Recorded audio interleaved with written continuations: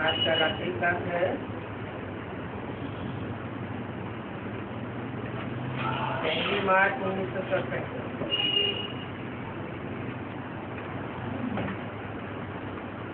अभी तुम हो संगमयुगी ब्राह्मण और ब्राह्मणीय।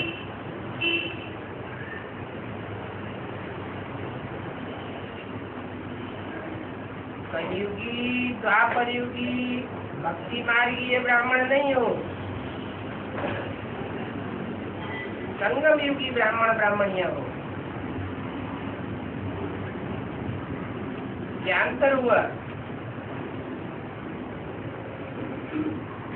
भक्ति मार्गीय ब्राह्मणों में और संगम युगी ब्राह्मणों में क्या अंतर हुआ?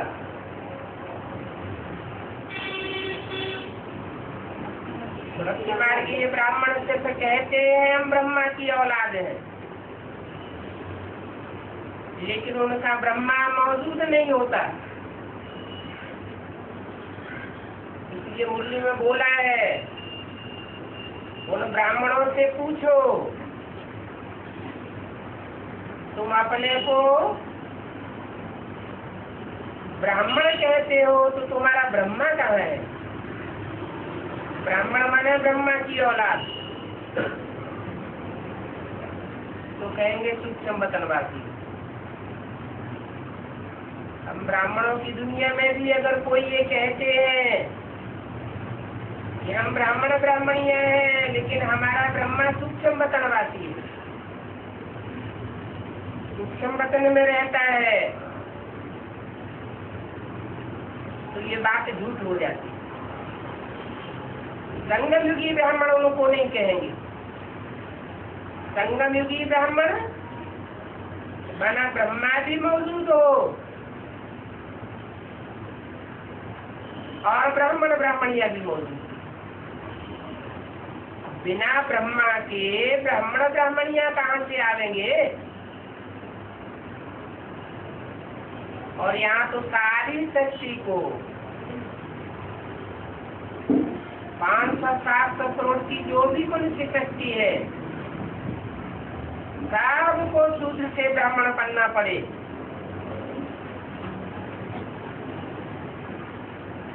ब्राह्मण बनेंगे तो ब्रह्मा मुख की बात को भी मानेंगे। ब्राह्मण नहीं बनेंगे तो बात को भी नहीं मानेंगे। तो समझो बाकी सब है शूद्र,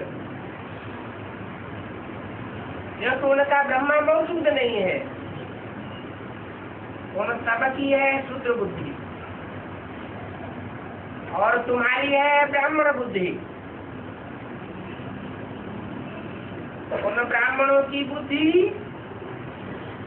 और तुम ब्राह्मणों की बुद्धि में कितना फर्क है?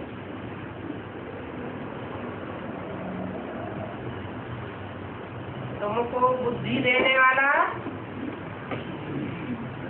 बाप आया हुआ है। ब्रह्मा के द्वारा तुम्हें बुद्धि दे रहा है। श्रेष्ठ बुद्धि अर्थात श्रीमत दे रहा है। तो बहुत फर्क हो जाता है। अभी तुम जानते हो कि हम सच्चे ब्राह्मण हैं,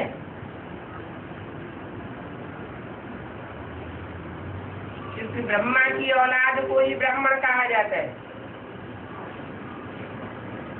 विष्णु के फॉलोअर्स को वैष्णव कहा जाता है। शिव के फॉलोअर्स को शैव कहा जाता है। एक मात्रा बढ़ जाती है। बच्चे के अर्थ में या फॉलोअर्स के अर्थ में। तो तुम अर्थ सहित ब्राह्मण हो,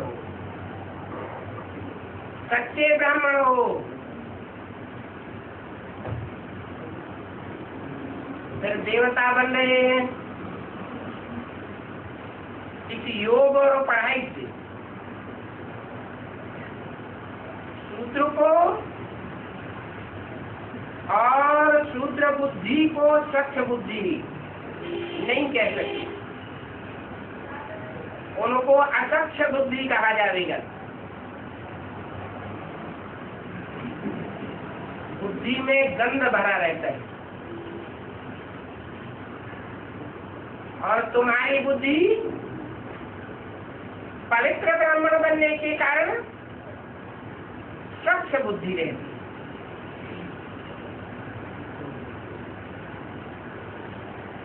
अभी तुम अल्प बुद्धि से बेहद की विशाल बुद्धि बनती हो।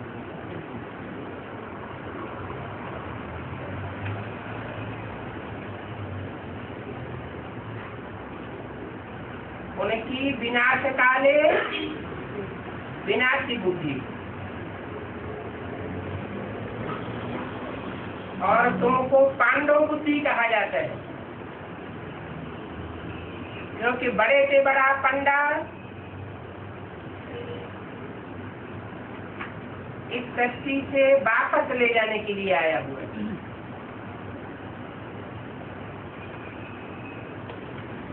अभी तुम पांडव बन रहे हो, पक्के पांडव बन जाएंगे तो देवान गल जाएगा। जैन भी है, पांडव ऊंची स्थिति में जाकर के गल मरे, पहाड़ों पर गल मरे। तो देखो तुम बच्चों को कितनी पॉइंट्स मिलती है, इन पॉइंट्स को स्मृति में लाते रहते हो। तुम्हारी बुद्धि में है कि हमको ब्रह्मा द्वारा भगवान पढ़ाते हैं, उनकी बुद्धि में ये बात नहीं है कि हमको संगम युग में ब्रह्मा द्वारा भगवान पढ़ाते हैं।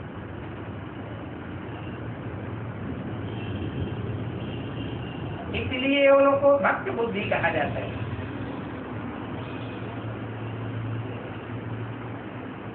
परंतु है तो उनका भी देवता धर्म, लेकिन वो भूले हुए हैं। अभी तुम बच्चों को तो कितनी खुशी होनी चाहिए कि तुम प्रैक्टिकल में ब्राह्मण हो, प्रैक्टिकल में सच्चे पंडा के पुत्र पांडव हो। मूल वचन में बाबा के साथ हम आत्माएं रहने वाली हैं।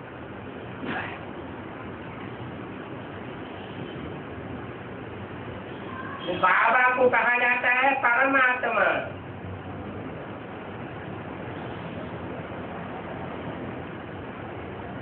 बाप को नहीं कहा जाता परमात्मा, उनको क्या कहा जाता है? परम पिता, इसका कोई पिता नहीं। वो परम पिता सेवा जब इस साकार शक्ति पर ब्रह्मा में आता है तो पहले जिस ब्रह्मा में आता है उसका नाम पड़ता है प्रजापिता ब्रह्मा।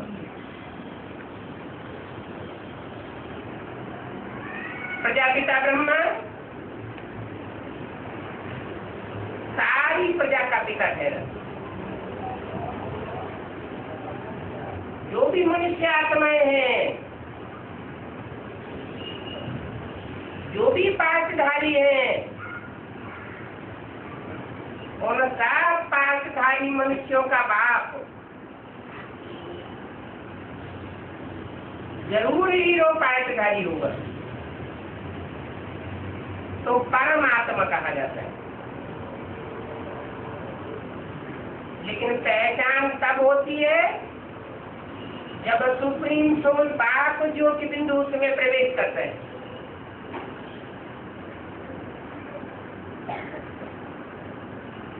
तुम भी परम धाम के रहने वाले हो, तुम जानते हो कि बाप पुनर्जन्म में नहीं आते हैं।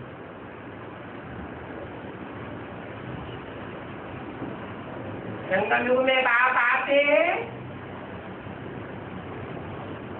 पुनर्जन्म में नहीं आते। और तुम बच्चे पुनर्जन्म में आते हो। जन्म मरण के चक्र में बाबा नहीं आते। है बेहद की बात।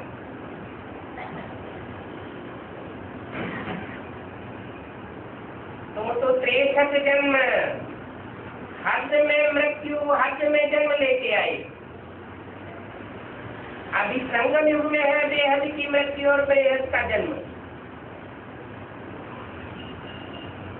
आत्मा को निश्चय होता है कि हमें प्रैक्टिकल में बाप मिला है,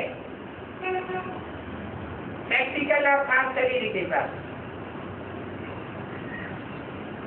बाप मिला है, हम बाप के बच्चे बने। ये हमारा बेहद का बाप है। इब्राहिम, बुद्ध, क्राइस्ट आदि फिर भी हद के बाप है। हद की मनुष्य शक्ति के बाप हैं। बड़े क्रिश्चियंस की संख्या 100-150 करोड़ है, परंतु उसे भी हद कहेंगे। ये तो बेहद का बाप है। जो भी 500-700 करोड़ की मनुष्य शक्ति है, सब का बाप है। वो पुनर्जन्म में नहीं आते। माना जन्म मरण के चक्र से ही आ रहे हैं। सुप्रीम सोल भी जन्म मरण के चक्र में नहीं आता। वो प्रवेश करता है, तो जिसमें प्रवेश करता है बाप के रूप में प्रत्यक्ष होता है, बाबा के रूप में प्रत्यक्ष होता है। तो निश्चय रूपी जन्म और अनिश्चय रूपी मृत्यु के चक्र में नहीं आता है। शास्त्रों में जो भी बातें हैं वो संगम युग की यादगार है। 33 करोड़ देवताओं में से एक ही देवता है जिसका जन्म और मृत्यु नहीं दिखाया जाता।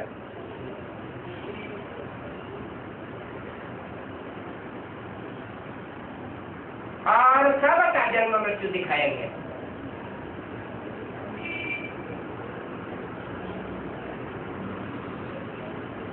उनको ज्ञान का सागर नारी कहा जाता है।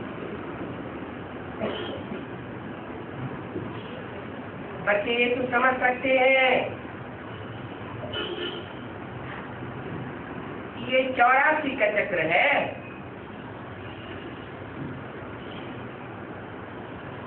और इस धारा का बीज ऊपर में है।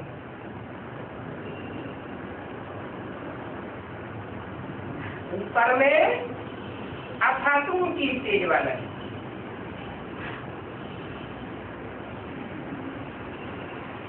और इस झाड़ का देवी देवता सनातन धर्म फाउंडेशन है।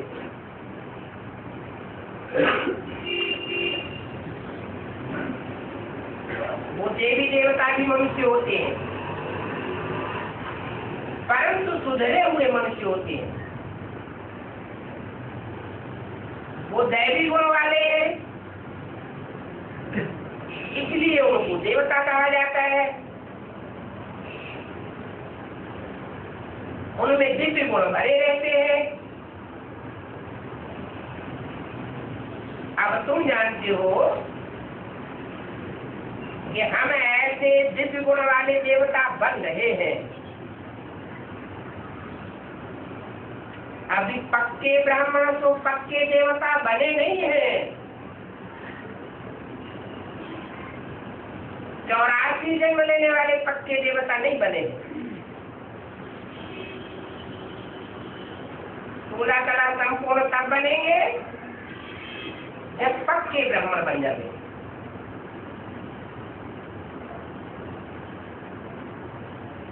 देवताएं तो दैवी गुण वाले होते हैं, बाद में उनके फिर बड़े बदलते जाते हैं। जन्म लेते लेते मृत्यु में आते आते आत्मा की शक्ति क्षीण होती जाती है। अभी तो हम ब्राह्मण बनते। इन बातों को याद करना कोई मुश्किल बात नहीं है,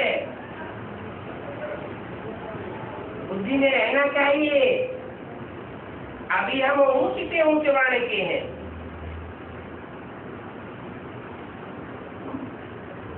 हमारा वर्ण और कन्वर्ट होने वाले ब्राह्मणों का वर्ण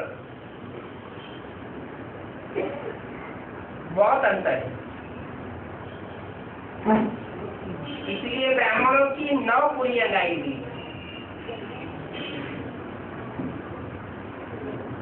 कलयुग के अंत में दुनिया में 9 धर्म होते हैं मुख्य, तो 9 पुरियां भी गाई हुई है ब्राह्मणों की। नंबरवार पुरियां है, नंबरवार ब्राह्मण होते हैं। अभी हम तो ऊंचते ऊंचे वाले,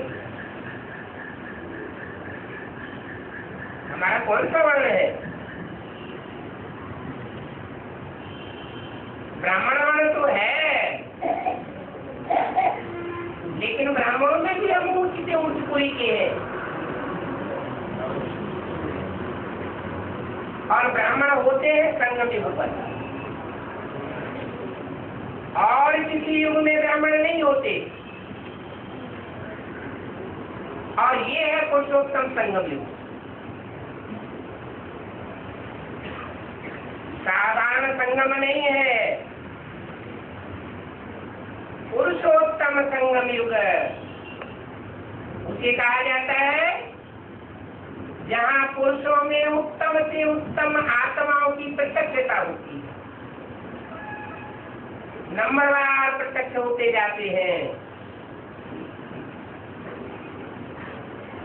पुरुषोत्तम युग के कारण ही फिर पुरुषोत्तम मास भी कहते हैं।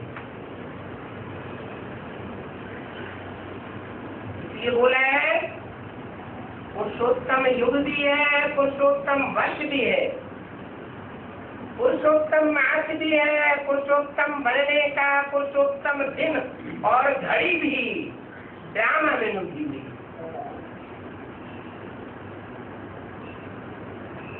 पुरुषोत्तम वर्ष कहते हैं ना,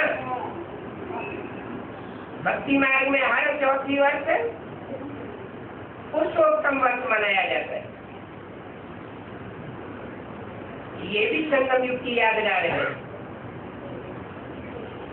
संगम युग में हर युग की शूटिंग में हर चौथी वर्ष विशेष परिवर्तन होता है। अभी तो पुरुषोत्तम बनने में हमको 40-50 वर्ष लगते हैं।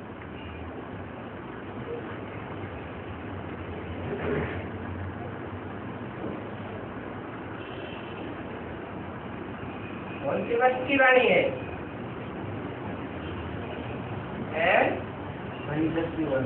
इसकी 7 की वाणी है। 50-60 वर्ष बताए, तो ये 50-60 वर्ष कब पूरे होते हैं?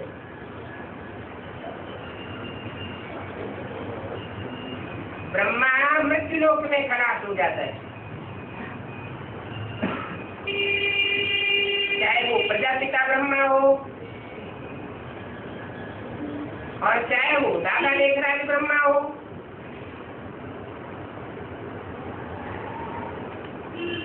7 साल की वानप्रस्थी अवस्था में प्रवेश होता है और 40 वर्ष ऐड होते हैं पुरुषार्थ के, तो ब्रह्मा की 100 साल आयु पूरी होती है। प्रजापिता ब्रह्मा की 100 साल आयु 76 में पूरी होती है। तो उसकी बुद्धि की तेज ऐसी बन जाती है कि वो मृत्युलोक में अपने को नहीं मानता। सारी दुनिया भल भरी पड़ी है, लेकिन हम बाप के बच्चे हैं। हमको जीते जी नई दुनिया में जाना है। ये बुद्धि में पक्का नीचे बैठ जाता है।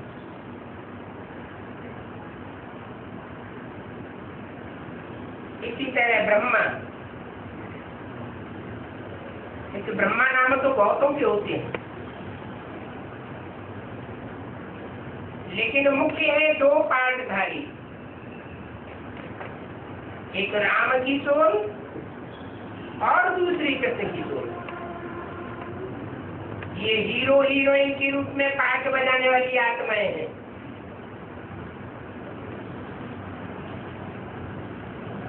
इसलिए मुरली में बोला है,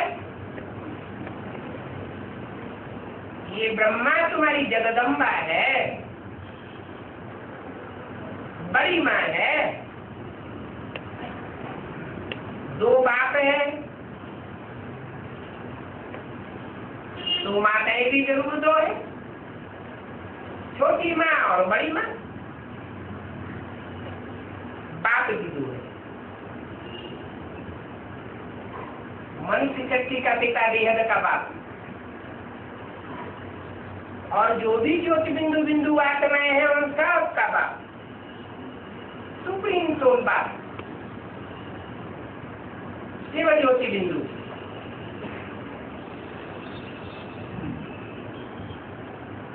तो अभी तुम्हारी बुद्धि में आता है कि हम भी पुरुषोत्तम संगम योग पर पुरुषों में उत्तम बनने वाले देवी देवता नंबरवार प्रत्यक्ष होने वाले हैं।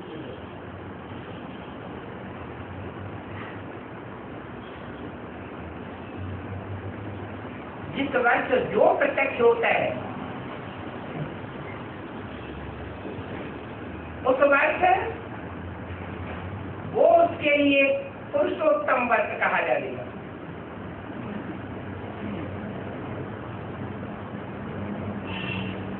तो पुरुषोत्तम बनने में 50-60 वर्ष जो बताए हैं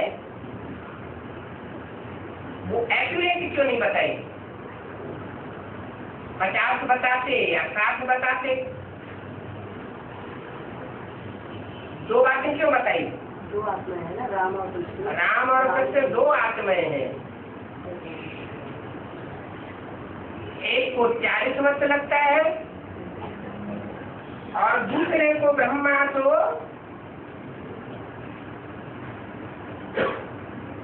स्वरूप त्याग करके मृत्यु लोक का देव आत्मा बनना पड़ता है। देव आत्मा है विष्णु, लेकिन विष्णु पहले तो होता नहीं।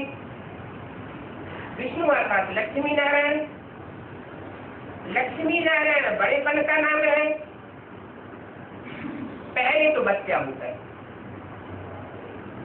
तो कृष्ण बच्चा बुद्धि। बच्चा बुद्धि माना ज्ञान का तंत्र पूरा बुद्धि में नहीं बैठता। मृत्यु लोग तो खलास हो जाता है। तो कृष्ण की सोल जो दादा लेकर आगे ब्रह्मा बनती है, उसका मृत्यु लोक कब पूरा होता है?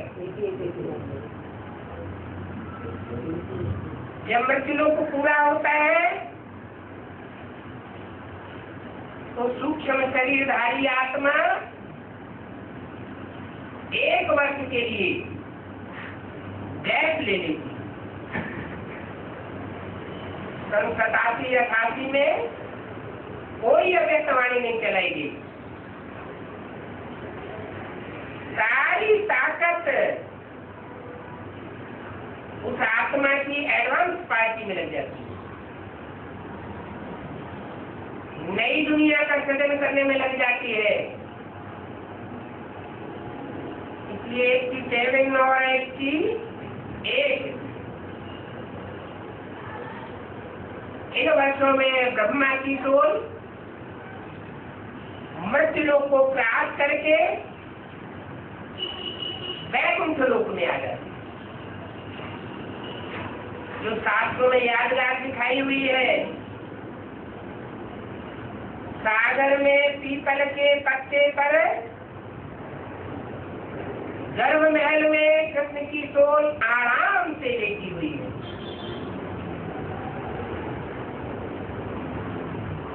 अंगुष्ठाकार आत्मा को चूसते हुए मनन चिंतन मंथन की स्थिति में लिप्त है। वो गर्भ कार्य की शुरुआत है।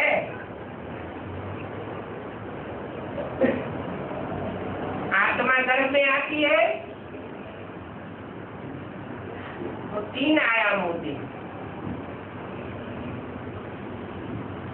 मनुष्य शरीर छोड़ता है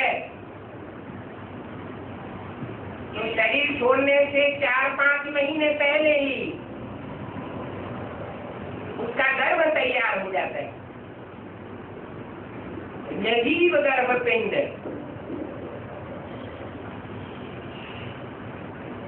वो गर्भपिंड 4-5 महीने का जब होता है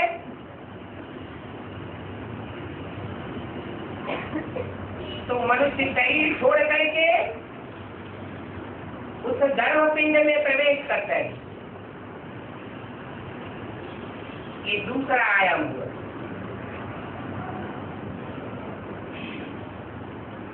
और जब 9 महीने पूरे होते हैं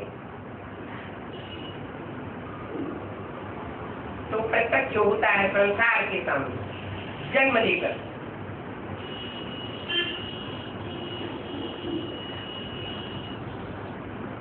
तो कृष्ण की सोल भी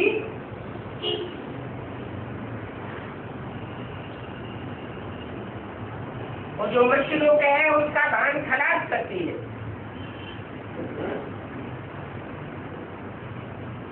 और गर्भकाल के वैकुंठ लोक में आ जाती है। कोई बुद्धि रूपी लहरी में प्रवेश कर जाती है।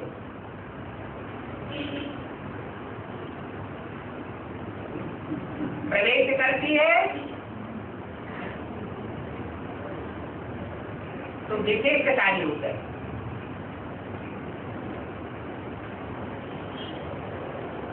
कृष्ण के साथ भागवती की कथा जुड़ी हुई है।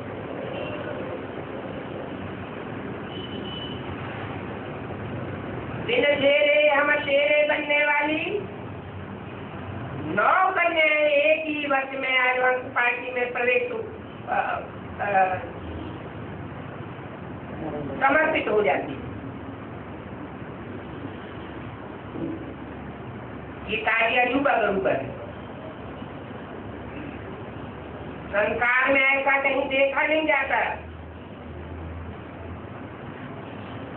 ये कि आदि काल में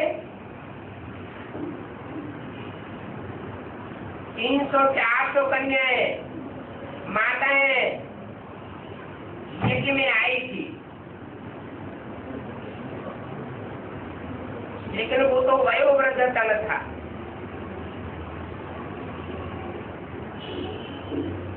पायक भी प्रजापिता तक और प्रजा माता के रूप में था। उस रूप का संबंध नहीं था।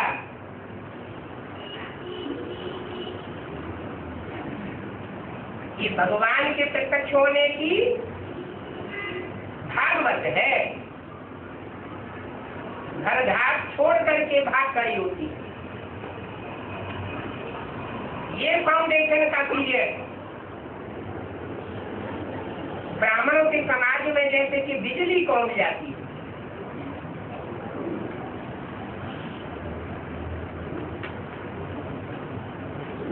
थोड़े समय के लिए बिजली कौन सी है, रोशनी ही रोशनी हो जाती है, फिर अंधेरा हो जाता है।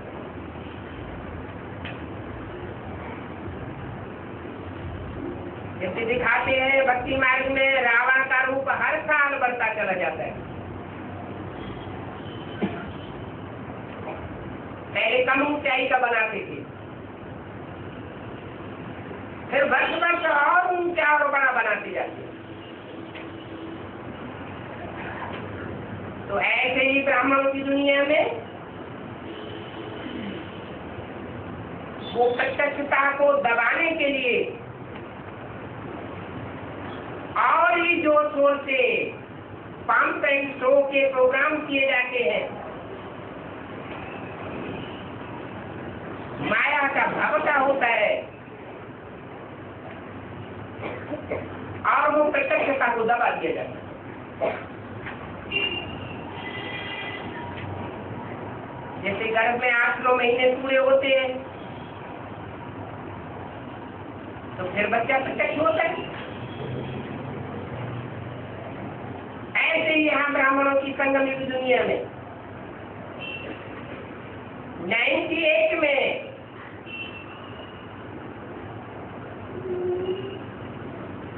अगस्त जन्माष्टमी के दिन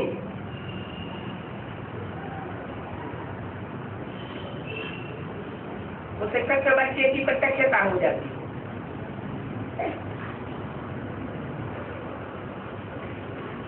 कृष्ण की प्रत्यक्षता जेल से गाई हुई है। ये बेहद की जेल है, हद की जेल भी है और बेहद की जेल भी है। प्रत्यक्ष होता है तो दुनिया वालों की नजर से लोप हो जाता है। दुनिया वाले माने ब्राह्मणों की दुनिया से। और ब्राह्मणों की दुनिया में जो एडवांस पार्टी के बच्चे हैं,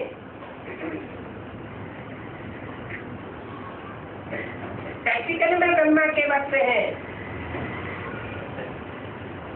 उनके सामने प्रत्यक्ष हो जाए। बाप बच्चे के द्वारा ही प्रत्यक्ष होता है। बाप स्वयं को स्वयं प्रत्यक्ष नहीं करता, बल्कि ये गाया हुआ है कि बाप का परिचय बाप के अलावा कोई नहीं दे सकता। लेकिन परिचय देना अलग बात और प्रत्यक्ष होना अलग बात। बाप पहले बच्चों को प्रत्यक्ष करता है। फादर शोज सन्स, बाद में सन शोज फादर, क्योंकि बाप सर्वशक्तिवान है, बच्चे नंबरवार शक्तिशाली है। जो बच्चे नंबरवार शक्तिशाली है वो नंबरवार अपना प्रयास करते हैं बाप को प्रत्यक्ष करने के लिए। लेकिन बाप तो रमतू रमजवाज है,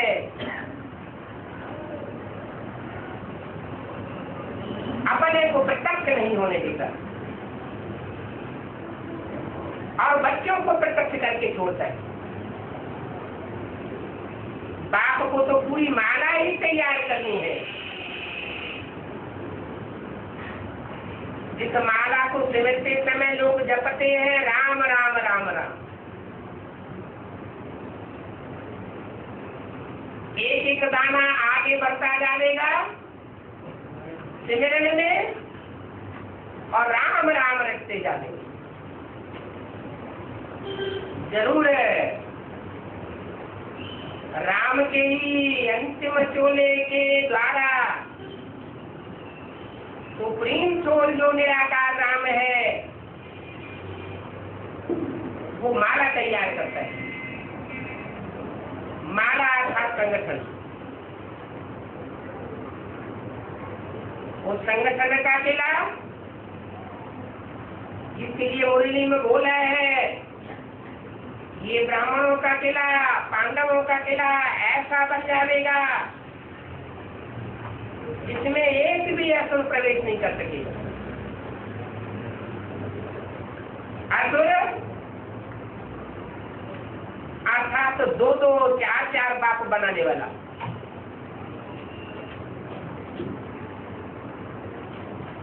देवता अर्थात 84 जन्म लेने वाला।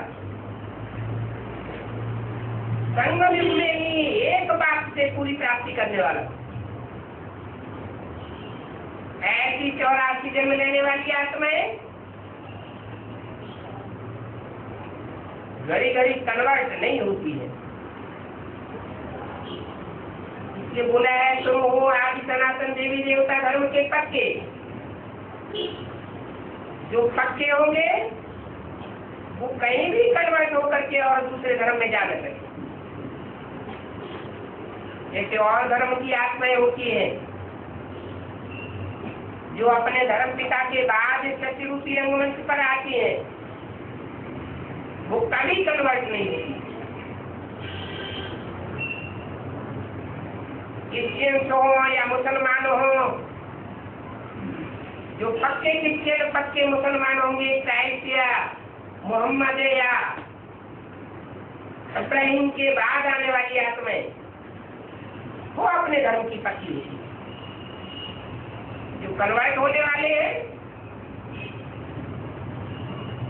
वो ही भारतवासी हैं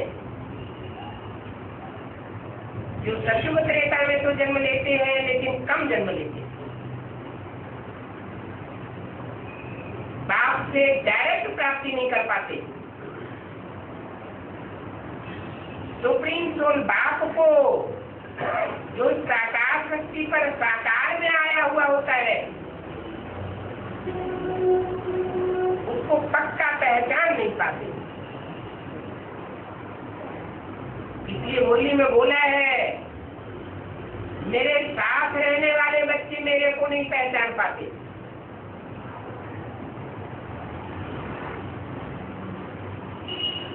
क्योंकि यहाँ ब्राह्मणों की दुनिया में,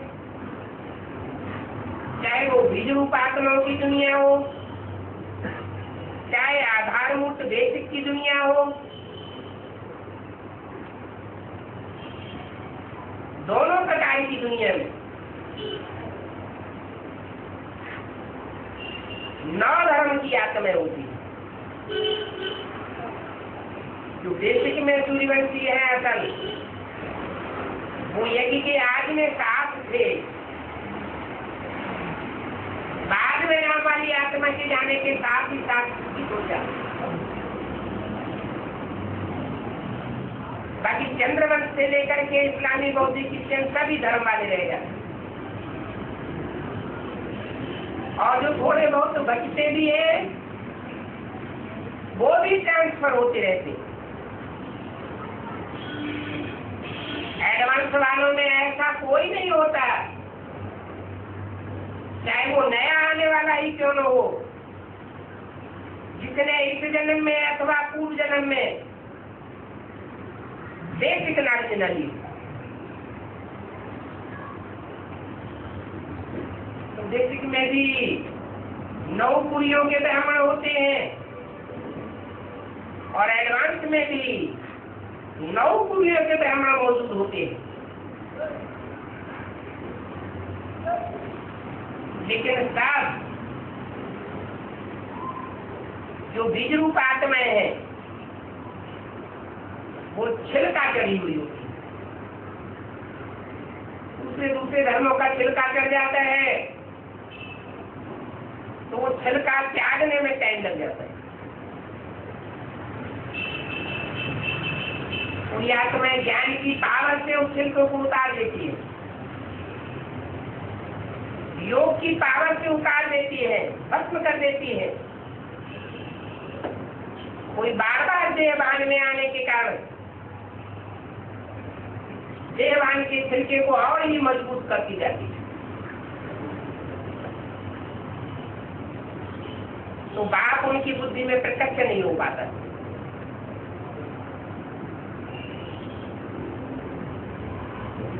बार बार विस्मृति में आ जाते हैं और जब विस्मृति में आते हैं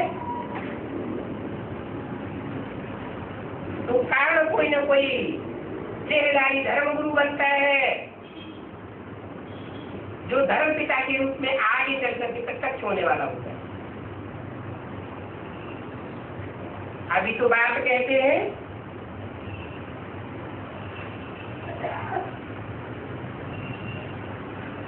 कि मैं रामकृष्ण के द्वारा इस संसार में संगम युग में प्रत्यक्ष होता हूँ। कृष्ण वाली सोल के द्वारा माँ के रूप में जगदम्बा के रूप में प्रत्यक्ष होता हूँ, और राम वाली आत्मा के द्वारा राम बाप के रूप में प्रत्यक्ष होता हूँ। तो बच्चों की बुद्धि में आना चाहिए कि हमको ये कोई देहधारी राम कृष्ण इब्राहिम बुद्ध टाइप से आज नहीं पढ़ाने वाले, ये सब तो पढ़ने वाली आत्माएं हैं। हमको पढ़ाने वाला रूहानी बाप है। वो रूहानी बाप रूहों को आकर के पढ़ाते हैं।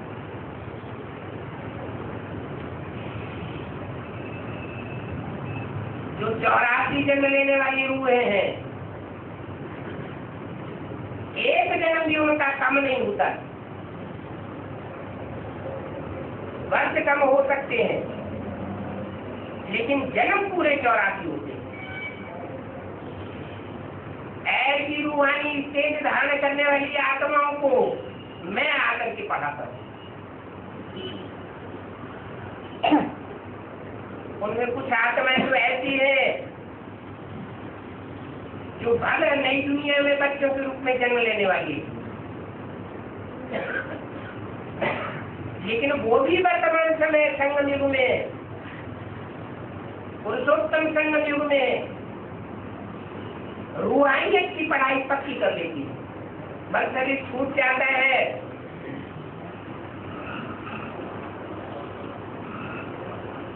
तो भी कोई न कोई में प्रवेश करके वो पढ़ाई को पूरा करती है, पूरे 84 जन्म लेने वाली बन जाती है।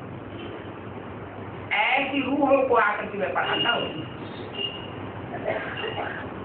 ऐसी रूहानियत की स्टेज धारण करने वाली आत्माओं की संख्या कितनी है?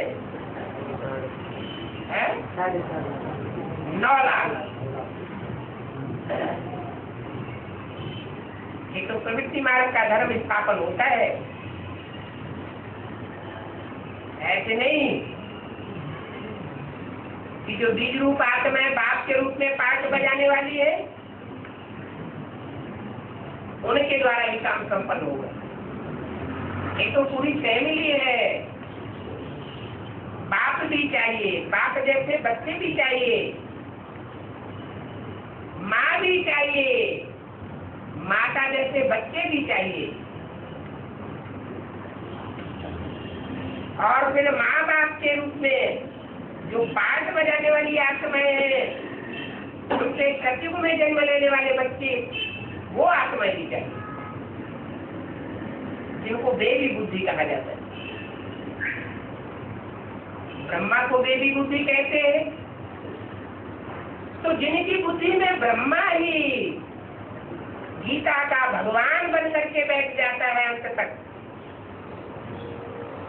वो आत्माएं भी बेबी बुद्धि है। उनकी बुद्धि में ये पक्का नहीं हो पाता अंत तक।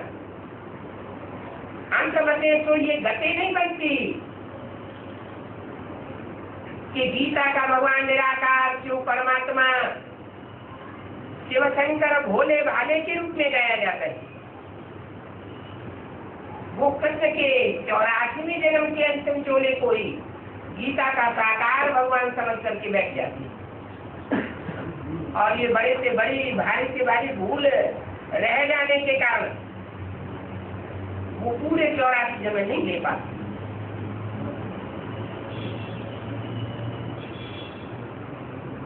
तो वो उनको नहीं कहेंगे कि वो 84 जन्म लेने वाले पक्के देवता है। अधूरी पढ़ाई पढ़ते हैं तो अधूरे देवता बनते हैं।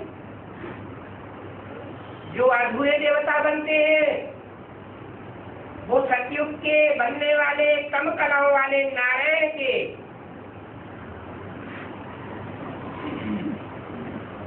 प्रजापति में आते हैं।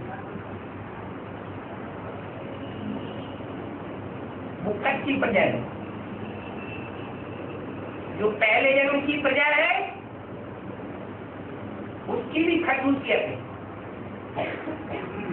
वो है यथा राजा तथा प्रजा। सब नारायण नारायण जैसे है। ज्ञानी तू आत्मा होते। सब ज्ञान की चमक विनाश के काल में फैलाने वाले हैं, संसार में सितारों के रूप में चमकने वाले हैं, लेकिन वो अपनी रोशनी को सूर्य की रोशनी में मर्ज करके रखते हैं, इसलिए एक मत वाले हैं, अनेक मतें फैलाने वाले नहीं। और उनको फिर झंडा मिलता है, एक धर्म, एक राज्य, एक भाषा, एक मत, एक कुल बनाने वाले।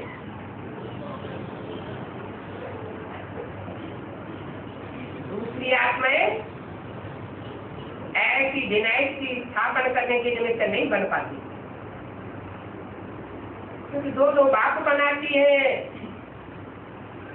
दो दो मतों में आती है, द्वैतवाद फैलाती है। यहाँ संघ में भी द्वैतवाद फैलाती है, तो जो सतयुगी नई दुनिया बनेगी वहां भी दूसरे नारायण के राज्य में आकर के जन्म लेंगे। वो दूसरा, तीसरा, चौथा, पांचवा जो भी सतयुग का नारायण होगा वो अधूरा किस्म का होगा। पूरी पढ़ाई न पढ़ने के कारण यहाँ संगम युग में वो द्वापर युग से कन्वर्ट होने वाली आत्मा है, उनको फॉलो करने वाली प्रजा भी कन्वर्ट हो जाती है, खुद भी धोखा खाते हैं और भारतवासियों को भी धोखा खिलाते हैं। धोखेबाज आत्माएं हैं। यहाँ संगम युग में भगवान बाप को धोखा देती हैं, तो वहां सब भारतवासियों को धोखा देती है,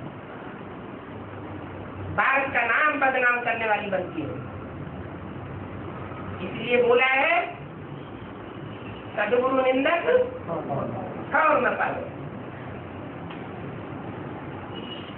यहाँ जो नई दुनिया बनने वाली है उस नई दुनिया में भी ठौर नहीं पावेंगी।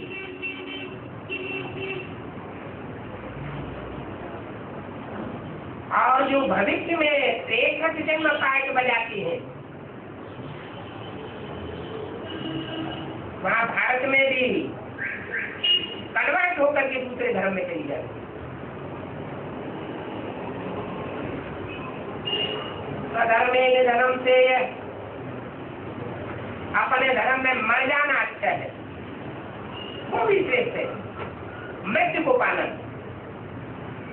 लेकिन दूसरे धर्म में चले जाना जीते जी वो मृत्यु के भय से भी ज्यादा खराब है। जो आत्माएं दूसरे धर्म में कन्वर्ट हो जाती है, दूसरे धर्म पिताओं की रहबरी में चली जाती है,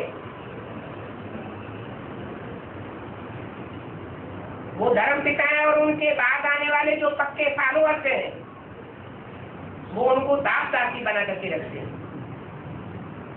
ऐसे नहीं कि उनको राजाई मिल जाती है। इसलिए आधीनता का जीवन हो जाता है। जन्म जन्मांतर की आधीन रहने वाली आत्माएं हैं, वो यहाँ ब्राह्मणों की दुनिया में भी देवधारियों की आधीनता को स्वीकार कर लेती है। बाप तो राजा बनाने के लिए आया हुआ, आधीनता सिखाने के लिए नहीं आया है। वो तो बताता है बच्चे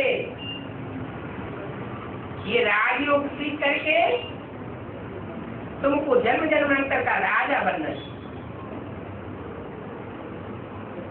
कोई के आधीनता में पलने वाला नहीं बनना है।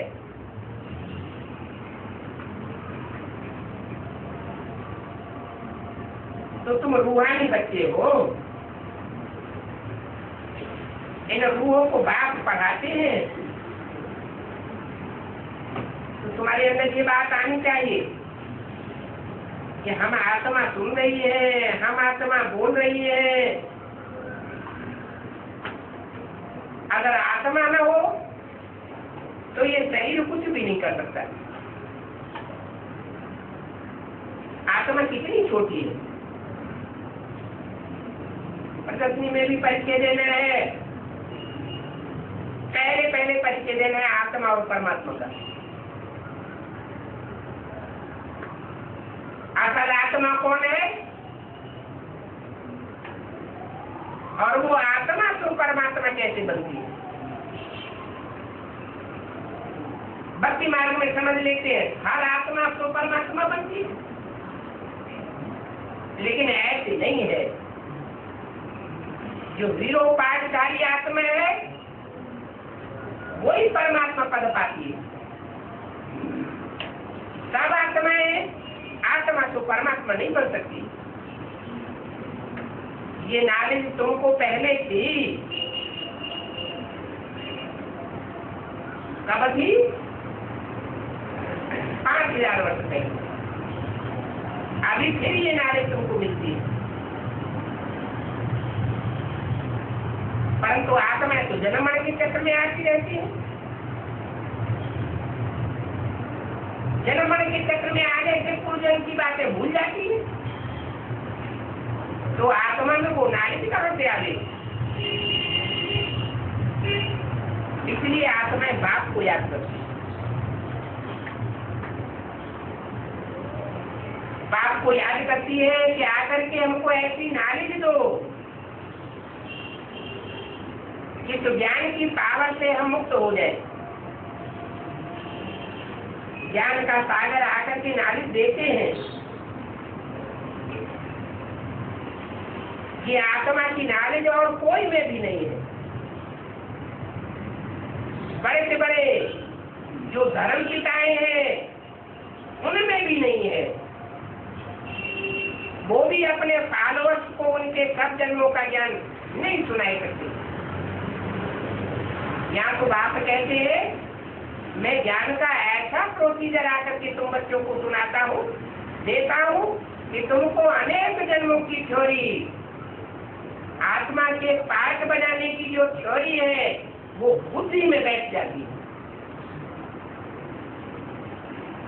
तुम अपने अनेक जन्मों को जान जाते हो। 84 जन्मों में तुम आत्मा ने कैसे कैसे चोले धारण किए, कैसे कैसे देश में कैसे कैसे पार्ट बजाया है, वो बात तुम्हारी बुद्धि में बैठ जाती है।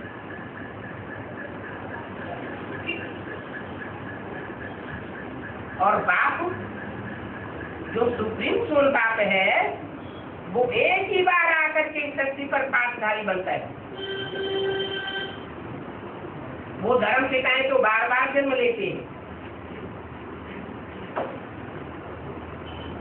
अभी तुम्हारी बुद्धि में बैठा हुआ है कि अभी ये दुनिया पलट रही है। पलटने का पहला फाउंडेशन कब होता है?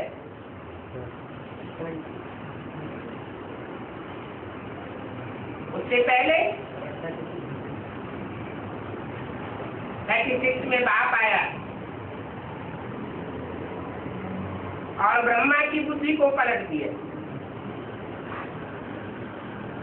बुद्धि लौकिक से अलौकिक बन गई।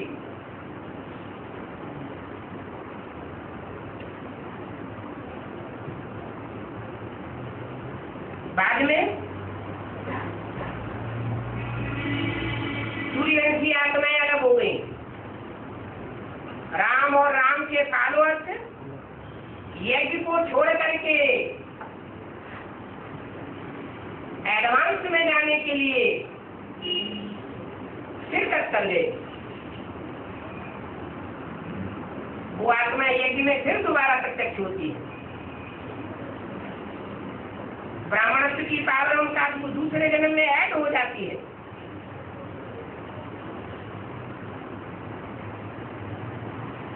और मूलियों में ब्रह्मा के मुख से ये घोषणा की जाती है कि आने वाले 10 वर्षों में नई दुनिया की स्थापना हो जाएगी और पुरानी दुनिया का विनाश हो जाएगा। ये घोषणा सन 66 में की जाती है। ज्ञानामृत पत्रिका में वो घोषणा छपी हुई है, मुरलियों में भी छापी जाती रही। अव्यक्त वाणियों में भी आती रही और अखबारों में भी छपाया गया।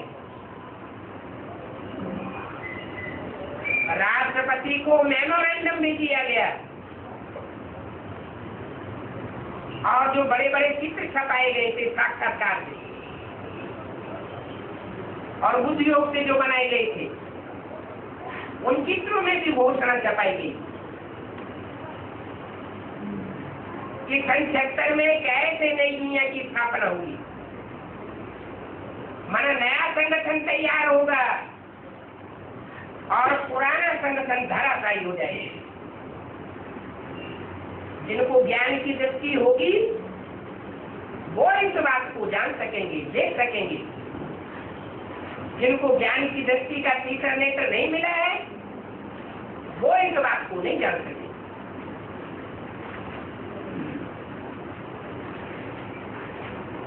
तो वो बाप के रूप में सन 77 में प्रत्यक्ष होता है, तो तुम्हारी बुद्धि में बैठ जाता है अब ये दुनिया पलट रही है। ये ब्राह्मणों की जो बेसिक नॉलेज की दुनिया है वो पलटती है और एडवांस नॉलेज की नई दुनिया तैयार होती है।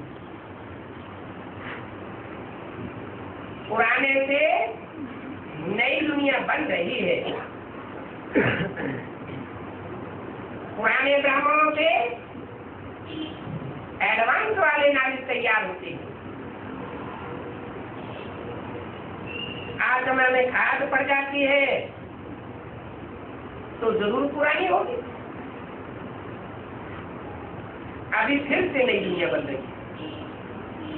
ये तुम्हारी बुद्धि में बैठता है। जब आत्मा को जंग लग जाती है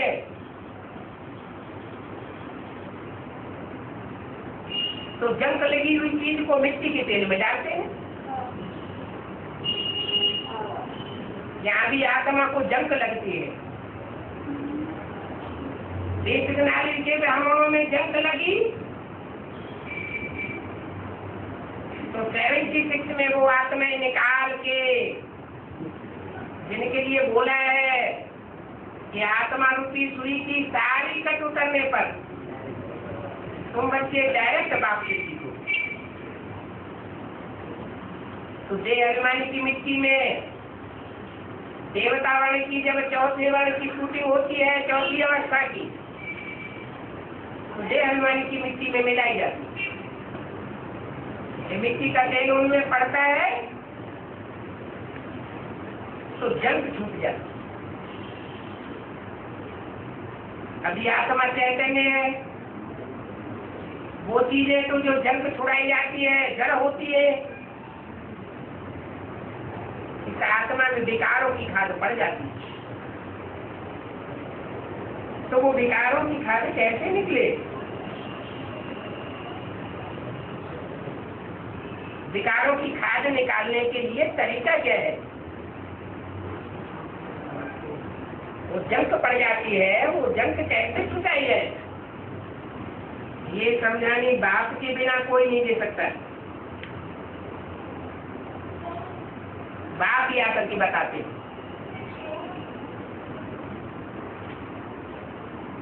त्रेता युग शुरू हुआ तो चांदी जैसी आत्माएं परम धाम से आई। उनके संग के रंग में सत्युग की सोने जैसी आत्माएं मिक्स होने लगी। चांदी की खाद सोने में पड़ गई। द्वापर शुरू हुआ तो रजो प्रधान धर्म पिताएं उतरी और उनके साथ साथ ढेर की ढेर आत्माएं आई। वो ढेर की ढेर आत्माएं तांबे जैसी होती है। क्रोध और काम, उन आत्माओं में दो विकारों की प्रधानता होती है। उनको वो त्याग नहीं सकते। ऐसी आत्माएं लिप्त हो जाती है। और कलयुग में लोहे जैसी आत्माएं ढेर की ढेर हो सकती है।